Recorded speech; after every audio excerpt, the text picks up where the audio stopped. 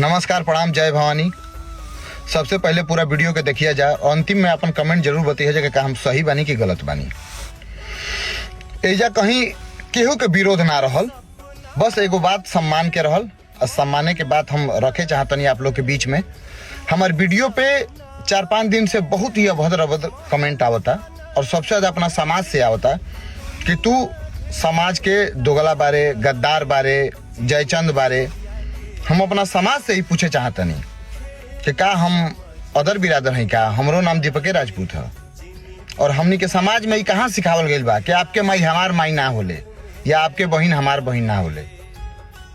अरे भाई, अगर हमार कोनो गलती बा तो ये हमके सजा दो जा, ये हमार माई बहन के क्या गलती बा? आप अपना माई के भगवान मानिला और हम।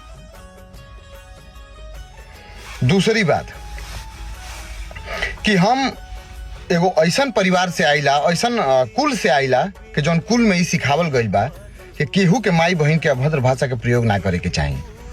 और दूसरी बात कि हम सेनों से बानी, 17 साल हम सेना में सेवा करके आयल बनी देश के।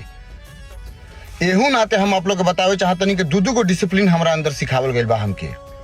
तो हम अभी का बादों में हम केहू के अभद्र भाषा का प्रयोग ना कर सकतनी कभी भी जिंदगी में, और माई बहन के तो हरगिज ना। तीसरी बात, के का बोललस का ना बोललस ऐसे हमके मतलब नहीं थे।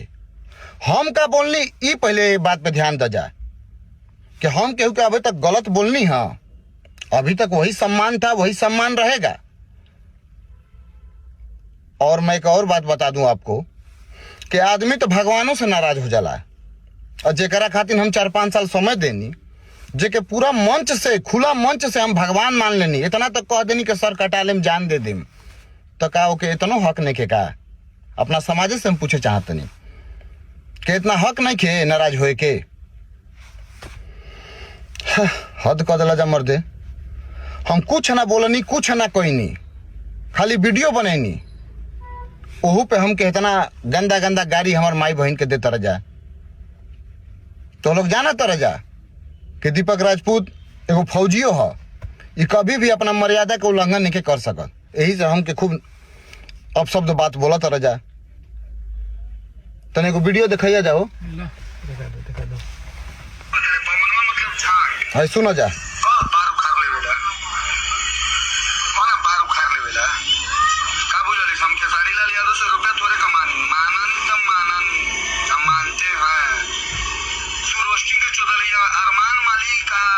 सुना जाए धरो, सुन ल जाके पवन भैया के इतना अपशब्द ये बात बोला है, पहले से बहुत बार बोलता है लड़का, और फिर भी एकरा के केहू जवाब ना देलस, केहू भी ना बोलस एकरा के।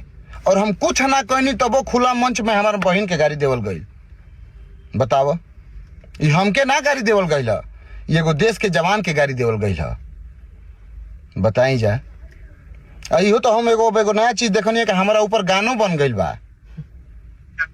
बारे इतना हम हाईलाइट हो गई नहीं। आप लोग तहे दिल से धन्यवाद हम देतनी, जे सब कुछ कैलस, अभद्र भाषा का प्रयोग कैलस, गंदा गंदा गाड़ी देलस, ओकरा के कुछ ना, हम कुछ ना कहनी तब हमारा ऊपर गाना बन गई।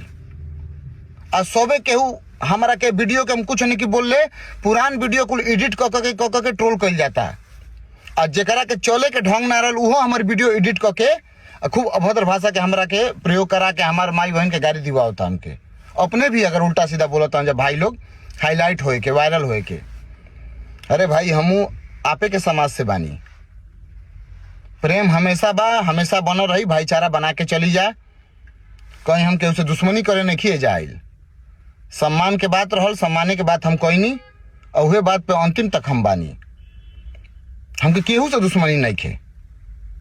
फिर से हम कहे चाहतनी कि जहां सम्मान मिली हो जा हम बानी।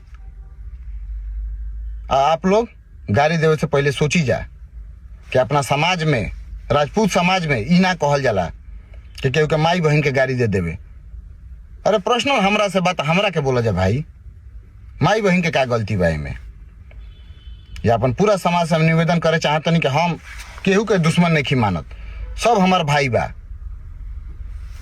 जिनकरा खातिर आप लोग हमसे विरोध करतन या उल्टा बोलतन जा, वो हमारे बड़े भाई बारन, और हमेशा सम्मान करेला, सम्मान करम।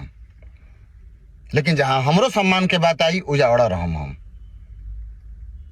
ठीक बा, तो आप लोग पूरा वीडियो देख लीजिए और बताएं आप लोग कि हम सही बानी के गलत बानी।